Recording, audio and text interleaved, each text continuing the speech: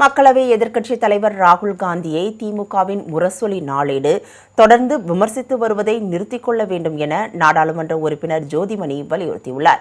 கரூர் அரசு மருத்துவக் கல்லூரிக்கு நாடாளுமன்ற உறுப்பினர் தொகுதி மேம்பாட்டு நிதியிலிருந்து சலவை இயந்திரத்தை அவர் வழங்கினார். பின்னர் செய்தியாளர்களை சந்தித்த அவர் வரும் காலத்தில் இந்தியா கூட்டணியில் தமிழக வெற்றிக் கழகம் இணையும் என்று நம்பிக்கை தெரிவித்தார். முன்னாள் முதலமைச்சர் ஸ்டாலின் தேர்தலில் தோல்வியடைந்த விரக்தியில் பேசி வருவதாக அவர் விமர்சித்தார். மாநிலத்தின் வருவாய் பற்றாக்குறையை சமாளிக்கும் திட்டங்களை தவிக அரசு திட்டமிட்டு முன்னெடுக்கும் என நம்புவதாக ஜோதிமணி எம்பி தெரிவித்தார். தலைவர் ராகுல் காந்தி அவர்களை கடுமையாக முரசொல்லி விமர்சிக்கிறது எங்களால ஏற்றுக்கொள்ள முடியாது. நாங்களும் அதே மாதிரி கடுமையாக பேச வேண்டிய நிர்பந்தத்திற்கு திராவிட முன்னேற்ற கழகம் எங்களை தள்ளக்கூடாது.